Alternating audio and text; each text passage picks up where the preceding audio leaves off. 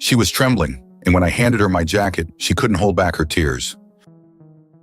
The biting wind howled through the metal streets of New Haven, a ramshackle settlement on the frozen world of Crystallos. Chris Johnson pulled his fur-lined jacket tighter around his broad shoulders as he emerged from the Frozen Star, the local alien establishment that passed for a bar. The snow crunched beneath his boots, and his breath formed clouds in the frigid air. He shouldn't have stayed out so late, especially with Krax's bounty hunters still searching for him. But a man needed his vices, particularly when hiding from murderous alien gangsters on a planet where the temperature rarely climbed above freezing. The failed weapons deal wasn't entirely his fault. How was he supposed to know the merchandise was defective? Still, try explaining that to a Thoraxian crime lord. The settlement's dim lights cast long shadows across the snow-covered ground. Chris's dark hair, usually styled with calculated carelessness, whipped around his face as another gust of wind tore through the empty streets. His well-groomed beard offered some protection against the cold, but not nearly enough on a night like this. He was about to turn down the alley leading to his hideout when he spotted her. A humanoid figure stood beneath a flickering street lamp, her lilac skin almost luminescent against the darkness. Long black hair, wet with melting snow, clung to her shoulders. She wore only a thin, tattered brown cloak that offered little protection against Crystallos' merciless climate. The woman was shivering violently, her arms wrapped tightly around herself in a futile attempt to preserve warmth. Chris hesitated for just a moment. In his line of work, kindness could get you killed. But something in her bearing, the quiet dignity with which she endured the cold, moved him. "Ah, fuck it," he muttered, shrugging off his prized jacket. It was his favorite piece of clothing, acquired during better days on a more hospitable world. He approached the woman slowly, not wanting to startle her. "Here, he said, holding out the jacket. "You look like you need this more than I do." She turned to face him, her iridescent eyes widening in surprise. For a moment, she just stared at him, as if unable to comprehend the gesture. Then, with trembling hands, she reached for the jacket. As he draped it over her shoulders, tears began streaming down her face, leaving glistening trails on her lilac skin. The sight tugged at something in Chris's chest, a feeling he thought he'd left behind long ago. "Hey now," he said, his voice gruff but gentle. "Don't get too attached. That's my favorite jacket. I'll be wanting it back." He offered her a roguish grin. "Consider it a loan between friends." A small smile curved her lips, and she pulled the jacket tighter around herself. Thank you," she whispered, her voice musical despite its tremor. "No one has shown me such kindness since—" She trailed off, her expression darkening. "Since Krax's men destroyed your home?" Chris guessed, recognizing the look in her eyes. He'd seen it often enough in his own mirror. She nodded, surprise flickering across her features. "How did you— Let's just say we have something in common." He glanced around the empty street. "Look, it's not safe out here. There's a decent cafe around the corner. Serves something that almost tastes like coffee. What do you say we get warm and trade war stories?" She hesitated, studying his face. Whatever she saw there must have reassured her, because she nodded. "I'm Lunara," she said softly. "Chris Johnson," he replied, offering his arm with an exaggerated flourish that made her laugh. A pleasure to meet you, Lunara. Though I have to warn you, I'm probably not the best company to keep on this frozen rock." "I think I'll take my chances," she said, taking his arm. "After all, you've already given me your favorite jacket." As they walked through the snowy streets, Chris couldn't shake the feeling that his life was about to become considerably more complicated. But watching Lunara's smile as she snuggled into his jacket, he found he didn't mind at all. The crystalline cafe lived up to its name, with walls of translucent ice-like material that caught and refracted the dim lighting. Chris led Lunara to a secluded booth in the back, away from the few late-night patrons, mostly miners and smugglers seeking refuge from the cold. "2 stellar brews," Chris ordered from the hovering service drone. The machine chirped in acknowledgement and zipped away. Lunara sat across from him, still wrapped in his jacket. The fur lining emphasized the graceful curve of her neck, and Chris found his eyes drawn to the way her lilac skin seemed to glow in the cafe's ambient light. He'd encountered many species during his years as a freelance trader, but something about her was different, magnetic. "So," he said, leaning back with practiced casualness, "what's your story with cracks?" "Mine's simple enough. Sold him some faulty pulse rifles. Turns out my supplier wasn't as reliable as advertised." Lunara's fingers traced patterns on the table's surface. "I worked as a data analyst in his organization. Found some interesting information about his operation, specifically about his dealing with the syndicate." She looked up, her iridescent eyes meeting his. "He's planning something big, Chris. Something that could destabilize this entire sector." The service drone returned with their drinks, a steaming dark liquid that smelled almost, but not quite, like coffee. Chris took a sip, buying time to process her words. "That's the kind of information that gets people killed, or makes them very wealthy," she countered, a hint of mischief in her smile. "I have proof, encrypted data stored safely away. Krax's entire operation, his connections, his plans, everything." Chris felt a familiar tingle at the base of his spine, the one that usually preceded either a massive payday or a catastrophic disaster. Often both. "And you're telling me this because I've seen how humans operate. You're different from other species, adaptable, resourceful, unstoppable when properly motivated." She leaned forward, lowering her voice. "And because I've been watching you, Chris Johnson, you're not just some failed arms dealer. Your reputation precedes you. The jobs you've pulled off, the impossible situations you've escaped." Heat crept up Chris's neck, and not entirely from her praise. Their faces were close now, and he could smell something like winter flowers on her skin. "Been checking up on me, have you? A girl has to be careful these days," she said with a playful smirk, "especially around charming human men who give away their favorite jackets." A commotion at the cafe's entrance shattered the moment. 3 figures entered, their heavy coats dusted with snow. Chris recognized them immediately. Krax's bounty hunters. The leader, a hulking drachnid with cybernetic enhancements glinting through his scaled skin, scanned the room with augmented eyes. "Time to go," Chris whispered, reaching for Lunara's hand. "There's a back exit through the kitchen." They slipped from the booth just as the drachnid's gaze reached their corner. A shout went up, followed by the distinctive whine of charging plasma weapons. Chris pulled Lunara through the kitchen, past startled alien staff and sizzling cooking surfaces. Behind them, chaos erupted as tables overturned and patrons scrambled for cover. A plasma bolt sizzled past Chris's ear, leaving an acrid smell of ozone.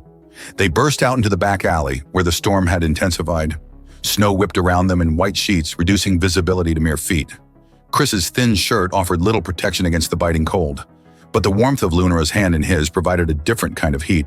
"My hideout's not far," he shouted over the wind, "but they'll check there first. We need somewhere else." "I know a place," Lunara called back, "but it's outside the settlement. Can you handle the cold?" Chris grinned despite their situation. "Honey, I'm human. We survived an ice age with nothing but fur pelts and stubborn determination." They ran through the storm, the sounds of pursuit fading behind them. The settlement's lights grew distant as they ventured into the frozen wilderness. Chris's muscles burned from the cold, but he pressed on, drawing strength from Lunara's presence beside him. After what felt like hours, they reached a hidden entrance in a snow-covered hillside. Lunara pressed her hand to a concealed panel, and a door materialized in the ice. They stumbled inside as it sealed behind them. The interior was surprisingly warm, with soft lighting and basic but comfortable furnishings. "Emergency shelter," Lunara explained, helping Chris to a cushioned bench, "established by, let's call them interested parties who oppose Krax's operations." Chris pulled her down beside him, both of them breathing heavily from their escape. The adrenaline of their flight, combined with their close proximity, created an electric tension in the air. Lunara was still wearing his jacket, her hair now dried into wild waves, her eyes bright with excitement. "You're shivering," she observed, moving closer. Her body radiated an inviting warmth. "Just my human survival instincts kicking in," he murmured, suddenly very aware of how her body fit against his. "We generate heat in dangerous situations. Helps us stay alive. Is that so?" Her fingers traced his jaw, sending shivers of a different kind through him.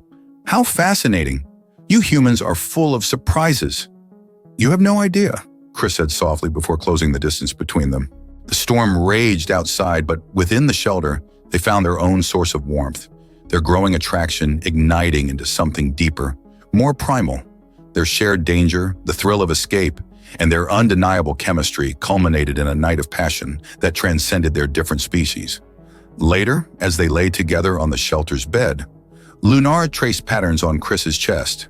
"I should warn you," she said, "getting involved with me is dangerous. Not just because of cracks. Sweetheart, I wouldn't have it any other way." He pulled her closer, breathing in her winter flower scent.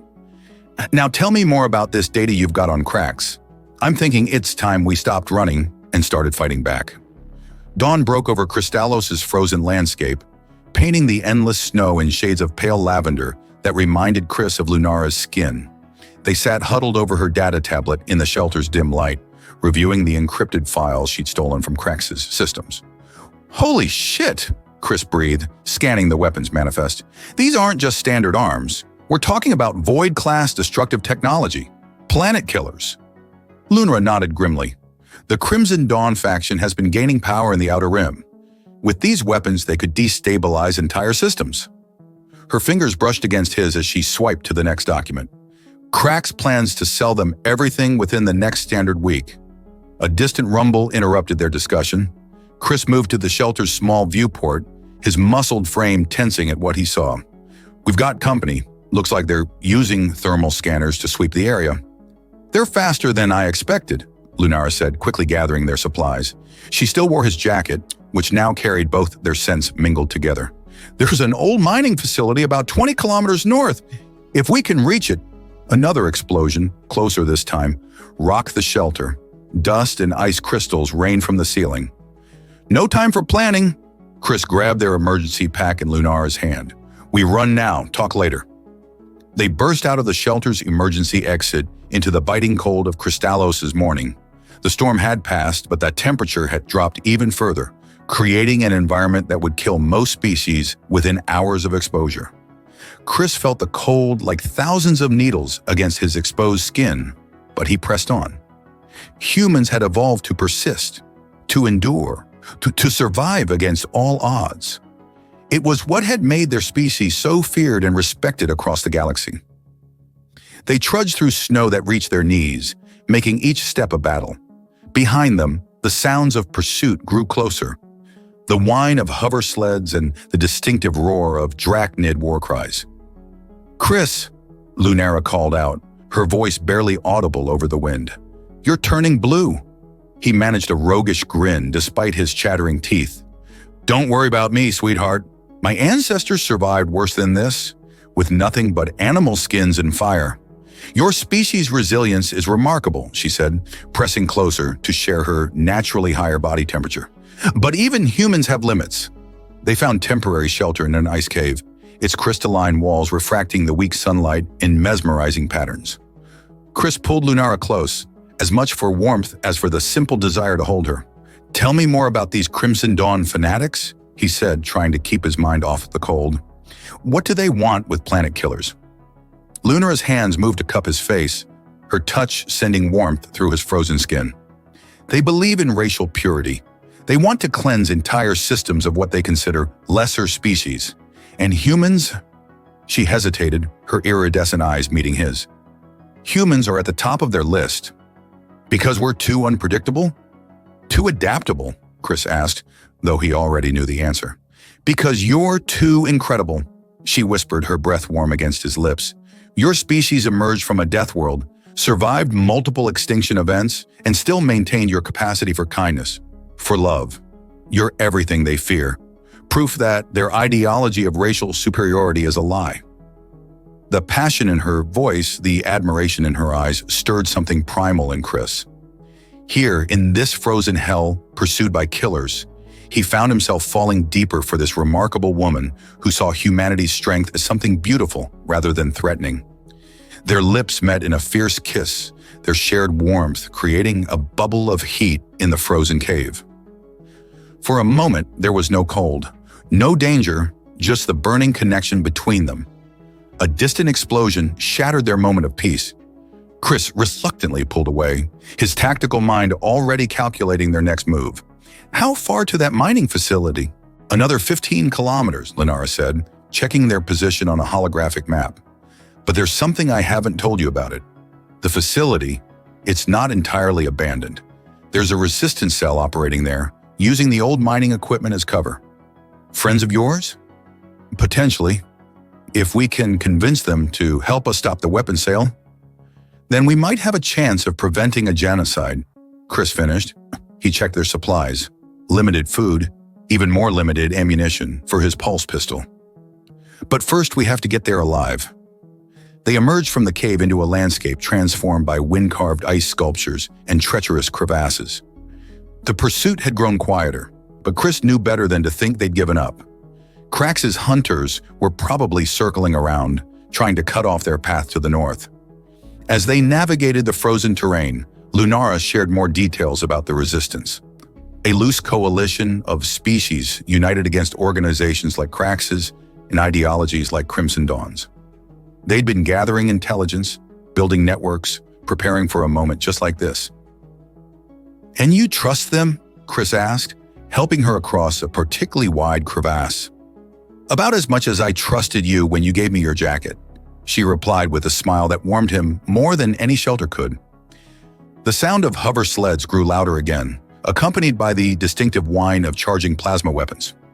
Chris and Lunara dove behind an ice formation just as energy bolts carved steaming holes in the snow where they'd been standing. "Any other secrets you want to share?" Chris asked, returning fire with his pulse pistol. "Maybe a hidden arsenal? A personal army?" Lunara pressed against him, her body trembling slightly. From cold, fear, or excitement, he couldn't tell. "Just one," she said, her voice soft despite the chaos around them. "I think I'm falling in love with you, you impossible human." Chris's heart raced, and not just from the firefight. "Terrible timing for that confession, sweetheart," he said, grinning as he squeezed off another shot that sent one of their pursuers tumbling from his hover sled. "When better?" she asked, producing a small device from within his jacket. "Her jacket now, really? Besides, you might want to know that before I do this." She pressed a button, and the ice beneath their attackers erupted in a controlled explosion, sending them scattering in panic. In the confusion, Chris and Lunara broke cover, running hand in hand toward the distant promise of sanctuary. "Mining charges," she explained as they ran. "I had them planted as a contingency." "Remind me to never play cards with you," Chris laughed, his voice carried away by the wind. They pressed on through the winter wasteland, their pursuers temporarily scattered but certainly not defeated. The mining facility lay ahead somewhere in the swirling snow, along with the hope of allies and the chance to prevent a catastrophic weapons sale. But in that moment, running through the endless white with Lunara's hand in his, Chris realized something profound. He'd spent years surviving, running, fighting. But now for the first time, he had something worth fighting for, something worth living for. The mining facility loomed before them, a massive structure of frost-covered metal rising from the endless white. As Chris and Lunara approached, something felt wrong. The security lights were dark, and no guards patrolled the perimeter. "Too quiet," Chris muttered, pulling Lunara behind a snowdrift. "Where's your resistance cell?" A flicker of movement caught his eye, a body partially buried in snow near the entrance. The distinctive uniform of a resistance fighter was stained with plasma burns. "We're too late," Lunara whispered, her body pressing closer to his. "Krax must have found them first." Chris scanned the facility with his tactical eye. "Or someone tipped him off. The weapons sale. When exactly is it happening?" Lunara pulled out her data tablet, her fingers flying over the surface. "According to these communications..."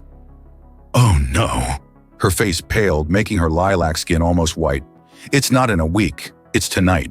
The timeline was encrypted. "Perfect," Chris growled. "So we have no backup, no heavy weapons, and about 6 hours before Krax hands planet-killing technology to a bunch of xenophobic fanatics." "We still have each other," Lunara said, her hand finding his. Despite the cold, her touch sent warmth through his entire body. "And sometimes that's all humans need, isn't it? Impossible odds just make you more determined." Chris couldn't help but smile. "You're learning, sweetheart." He studied the facility again. The resistance must have had a fallback position, somewhere to store weapons, supplies. "The deep mining levels," Lunara said suddenly. They're naturally heated by geothermal vents, the perfect place to hide a secret base. They found a maintenance entrance partially concealed by snowdrifts. The door's security system was dead, but Chris's enhanced strength managed to force it open. They slipped inside, leaving the howling wind behind. The facility's corridors were dark and silent, their footsteps echoing ominously. Emergency lights cast everything in a dim red glow. They encountered more bodies, resistance fighters who died defending their position. "Down there," Lunara pointed to a freight elevator shaft. "It's the only way to reach the lower levels." The elevator was offline, but a maintenance ladder ran down the shaft's side. As they climbed down into the darkness, the air grew noticeably warmer. The geothermal heat made the metal rungs almost hot to the touch. Several levels down, they found what they were looking for. A hidden door led to a fully equipped resistance base. Weapons, supplies, and most importantly, communication equipment. "We need to warn someone," Chris said, moving to the comm station. "The Galactic Patrol, the Federation, anyone who can stop this sale. Communications are being jammed," Lunara reported after checking the systems. "We're on our own." Chris ran his hands through his dark hair in frustration.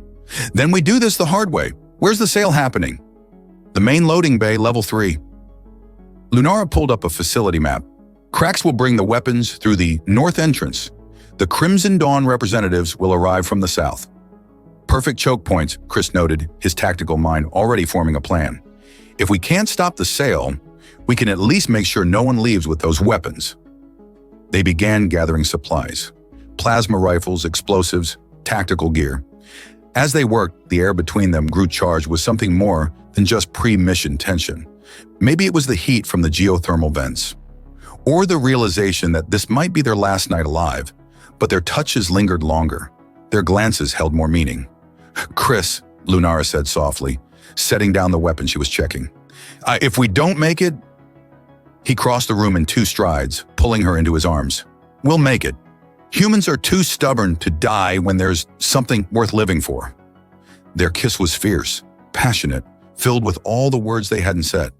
The fur-lined jacket she still wore, his jacket that had started everything, fell to the floor as their embrace deepened. In the warmth of the underground base, with danger lurking above and time running out, they found solace in each other's arms. Later, as they lay together on a makeshift bed, Lunara traced the scars on Chris's chest. "Your species amazes me," she murmured. "You feel everything so intensely, love so deeply, fight so fiercely." "That's because we know life is precious," he said, pulling her closer. "Every moment could be our last, so we make them count." A distant rumble interrupted their peace. Vehicles arriving above. Chris checked his chronometer. "Showtime. Crax's people are early." They dressed quickly, gathering their weapons. Before they left the safety of the resistance base, Lunara pulled Chris's jacket back on. "For luck," she said with a smile that made his heart race. "Keep it," he replied, checking his plasma rifle. "It looks better on you anyway." They made their way up through the facility, moving silently through maintenance tunnels and service quarters. The loading bay was massive, its ceiling lost in shadows. They found a position in the upper catwalks, giving them a perfect view of both entrances. "Chris," Lunara whispered as they set up their ambush. "There's something else you should know." She took his hand and placed it on her abdomen. "I can feel it. Our connection. It created something impossible." Chris's eyes widened as understanding dawned. In any other moment, this news might have overwhelmed him. Instead, it filled him with a fierce determination. Now he wasn't just fighting to save unknown worlds from destruction. He was fighting for their future. "Well," he said with a roguish grin, "I guess humans really are full of surprises." The bay doors began to open, letting in a blast of frigid air. Vehicles appeared. Crax's heavily armed convoy from one side, sleek Crimson Dawn ships from the other. The weapons sale was about to begin, but Chris and Lunara were ready. They had love, determination, and the unstoppable spirit of humanity on their side. And sometimes that's all you need to change the galaxy. From their vantage point in the catwalks, Chris and Lunara watched as Crax himself emerged from the lead vehicle, a massive, scaled creature with cybernetic enhancements glinting in the bay's harsh lighting. The Crimson Dawn delegation was led by a tall, ethereal-looking being whose pale skin seemed to glow with an inner light. "That's High Commander Reth," Lunar whispered, her breath warm against Chris's ear. "He's known for his particular hatred of human-alien relationships." Chris grinned darkly. "Then he's really going to hate what we've been up to." His hand briefly touched her abdomen, where their impossible miracle was growing. "I've got an idea, but it's crazy even by human standards." "Those are my favorite kind," Lunar replied, snuggling deeper into his jacket. Their jacket now, really. The fur lining still carried his scent, mixed with hers in a way that made her heart race. Chris outlined his plan quickly. The data they'd stolen didn't just reveal the weapons sale, it contained evidence of cracks double-crossing the Crimson Dawn, planning to sell them sabotaged weapons that would detonate when deployed. Meanwhile, they'd found proof in the Resistance base that the Dawn had no intention of paying, planning to eliminate cracks in his people once the weapons were handed over. "Perfect setup for a lover's quarrel," Chris said with a wicked smile. "We just need to light the fuse." They split up, moving silently through the shadows of the upper catwalks.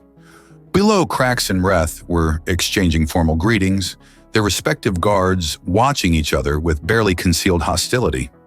Chris positioned himself above Krax's group, while Lunari moved to the opposite side, above the Dawn delegation. Their timing had to be perfect. "The weapons, as promised," Krax announced, gesturing to a massive container being unloaded from his convoy. "Enough firepower to cleanse entire systems of undesirable elements." "And the payment as agreed," Reth replied, his voice like silk over steel. A case was brought forward, presumably containing whatever astronomical sum had been negotiated. Chris caught Lunara's eye across the bay and nodded. "Showtime."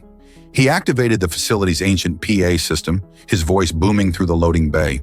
"Hey Krax, your buddy there is planning to kill you all once he has the weapons. Might want to check your security feeds."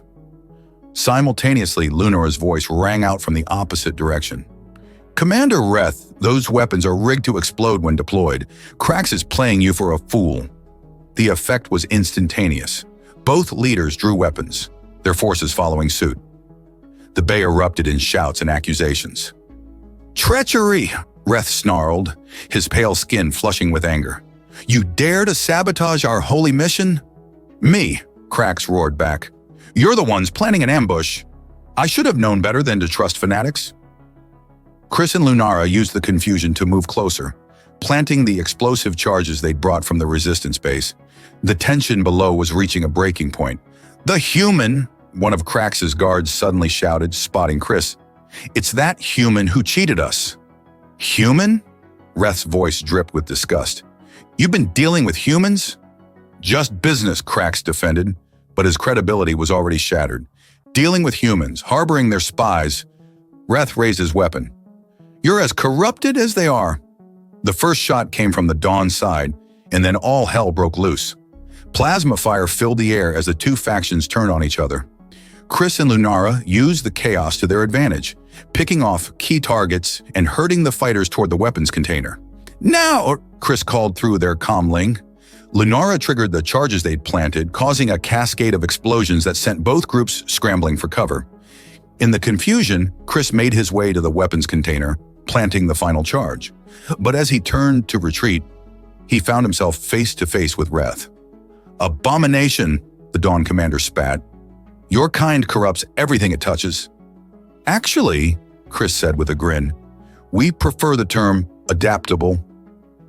He ducked as plasma fire from Krax's forces forced Reth to dive for cover.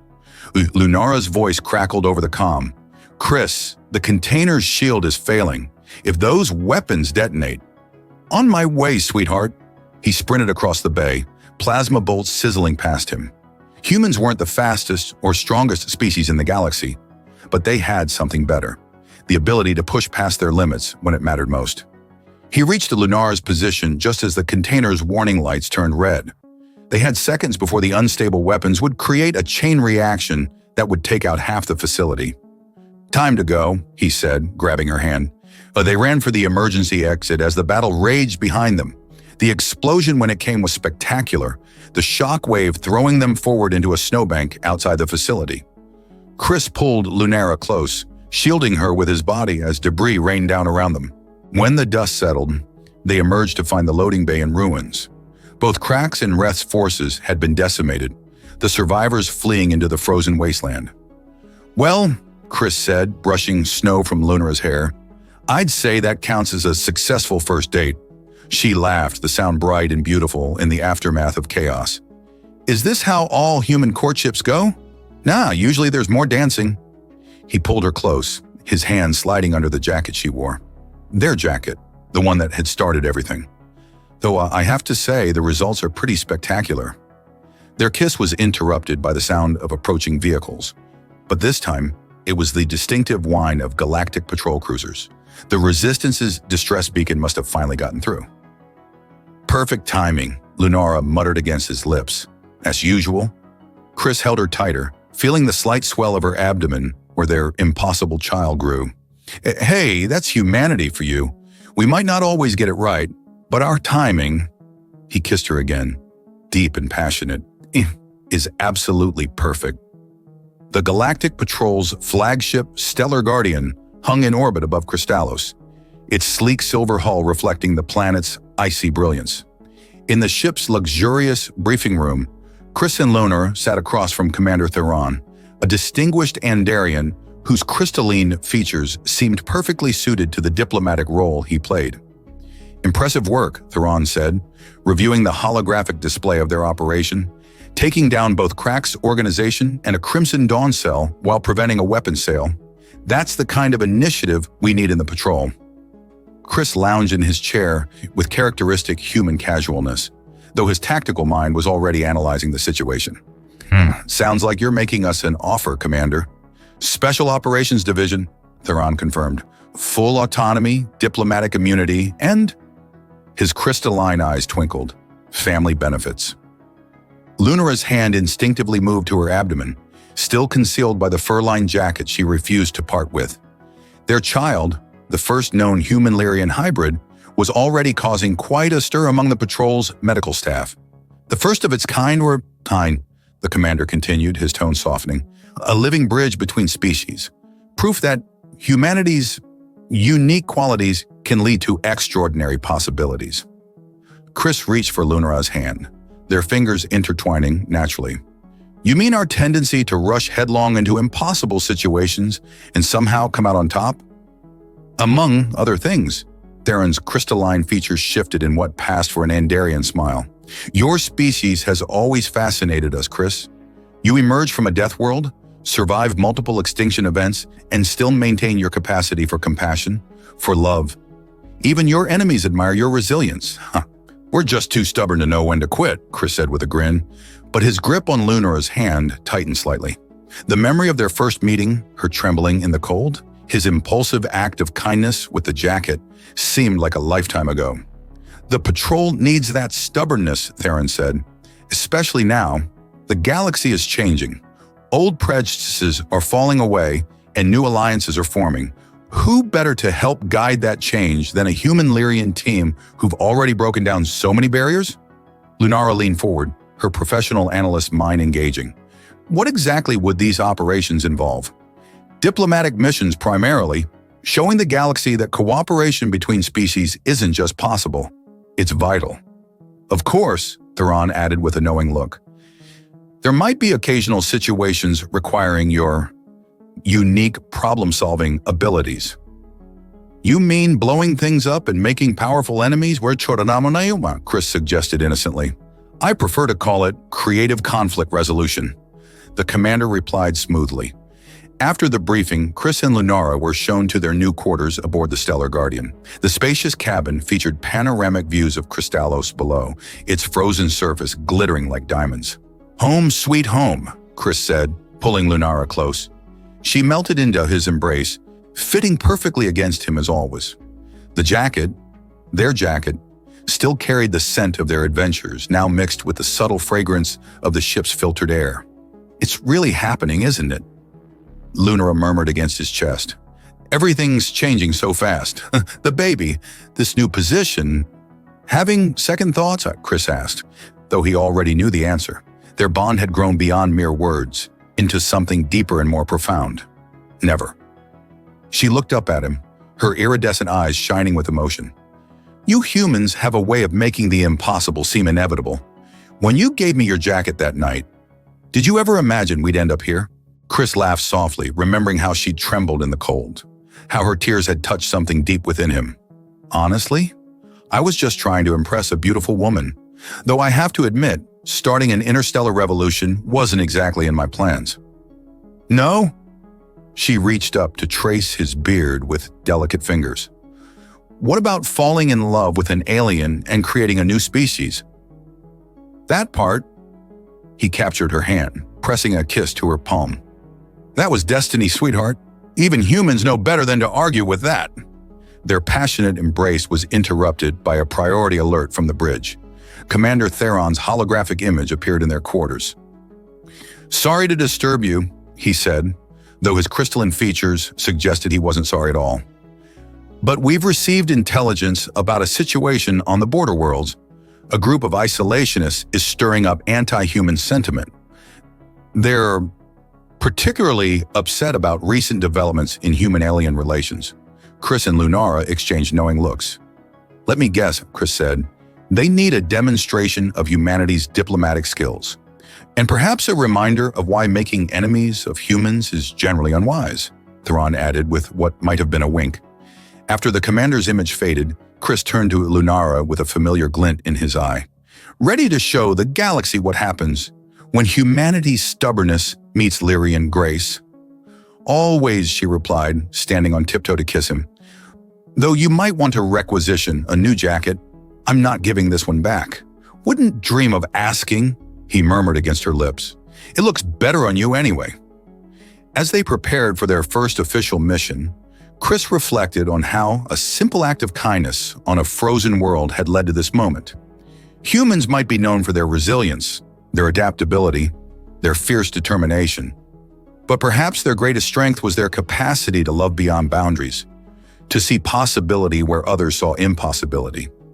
And as he held Lunara close, feeling the subtle movement of their miracle child beneath his favorite jacket, Chris knew that this was just the beginning of their story. The isolationist stronghold loomed before them, a fortress carved into an asteroid at the edge of known space. Chris and Lunara stood on the bridge of their patrol vessel, studying the facility's defenses. After 3 months of tracking the anti-human movement, they'd finally found its source in a familiar face. Krax's second in command, Lunara said, enhancing the surveillance feed.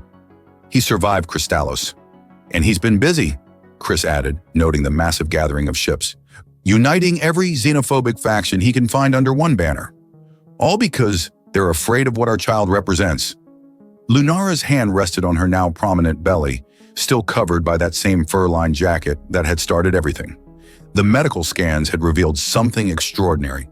Their child's unique genetic makeup could potentially bridge the gap between species, offering a path to understanding that transcended biological barriers. The ultimate proof that humanity isn't a threat, Commander Theron's hologram flickered to life beside them, but rather the key to our galaxy's evolution. Try telling that to them, Chris gestured at the fortress. They're calling for genetic purity, for isolation. They'd rather start a war than accept change. Then let's give them something else to think about, Lunara smiled, that familiar analytical gleam in her eyes. I've been studying their communications. There's dissent in their ranks, especially among the younger members. They've seen what human adaptability can offer. Chris grinned, recognizing the spark of a plan. You thinking what I'm thinking, sweetheart? That it's time to show them why making enemies of humans is a terrible idea? She leaned into him, their bodies fitting together perfectly, while also demonstrating why befriending them is the smartest choice they could make. The plan came together quickly. While the isolationists prepared for war, Chris and Lunara infiltrated their communication systems, broadcasting evidence of how human ingenuity and adaptability had secretly saved countless species over the centuries. Stories of human sacrifice, courage, and unconditional love spread through the ranks. But Krax's former lieutenant wasn't going down without a fight. He launched a desperate attack on their ship, forcing a confrontation that had been brewing since that snowy night on Crystallos. You and your human have corrupted the natural order, he snarled over the comm as his forces engaged theirs. Your abomination of a child will destroy everything we've built. Usually, Chris replied, executing a maneuver that shouldn't have been possible for a ship that size. We're building something new, something better. But hey, if you want to be on the wrong side of history, that's your choice. The battle that followed would be remembered in patrol records as a testament to human ingenuity, combined with Lyrian strategic brilliance. Chris's impossible piloting, guided by Lunara's tactical analysis, turned the isolationists' own forces against each other. In the midst of the chaos, Lunara suddenly gasped, clutching her abdomen. "Chris, the baby." "Now?" He looked at her in disbelief. "Sweetheart, your timing is as impossible as mine." Their child, it seemed, had inherited both the species' flair for dramatic moments. As the battle raged outside, life prepared to make its own statement about the future of galactic relations. Commander Theron's voice crackled over the comm. "The isolationist fleet is standing down. They're receiving our broadcasts. The younger officers are taking control. Chris, get Lunara to Medical Bay. We'll handle things here." In the ship's medical facility, surrounded by the soft glow of healing fields, Chris held Lunara's hand as she brought their miracle into the universe. The child, a daughter, emerged with skin that shifted between human tones and subtle lilac.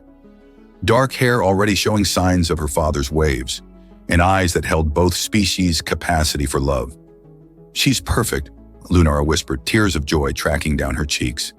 She was wearing that same jacket, now draped over her shoulders like a blanket. "Our impossible miracle." "Just like her mother," Chris said softly, his voice thick with emotion. "Who changed my life by trembling in the cold one night, making me give up my favorite jacket." "Our jacket," she corrected him with a tired smile. "The beginning of our story." Reports came in from across the galaxy. The birth of their daughter, living proof that love knew no species, had sparked a revolution of its own. The isolationist church's younger generation, led by those who'd witnessed the battle, declared a new age of cooperation and understanding. 6 months later, Chris and Lunara stood in the Grand Hall of the Galactic Council, their daughter cradled between them. Representatives from every known species gathered to witness the formal recognition of human-alien unions and the establishment of new laws protecting hybrid families. "Humanity," the council elder announced, "has once again proven itself to be not just adaptable, but essential to our galaxy's future. Through their capacity for love, their unwavering determination, and their ability to see possibility where others see barriers, they have opened a door that can never be closed." Later, in their private quarters, Chris watched Lunara put their daughter to bed, still wearing that worn but beloved jacket. "You know," he said, pulling her into his arms, "I never did get that jacket back." "And you never will," she laughed softly, melting into his embrace. "It's seen too much of our story to ever belong to just one of us now." "Our story," he mused, kissing her deeply, "the one that started with a shivering woman in an act of kindness, and became so much more," she finished, her eyes shining with love and promise. Outside their viewport, the galaxy spun on, forever changed by a simple moment of compassion on a frozen world. Their daughter slept peacefully, a living bridge between worlds, while her parents showed the universe that love, human love, with all its passion, stubbornness, and impossible determination, could truly conquer all. The jacket that had started it all hung nearby, a testament to how the smallest gestures of kindness could spark the greatest changes in the universe. And somewhere on Crystallos, snow still fell on the spot where a human man had first wrapped his jacket around a trembling alien woman, neither of them knowing they were about to change the galaxy forever.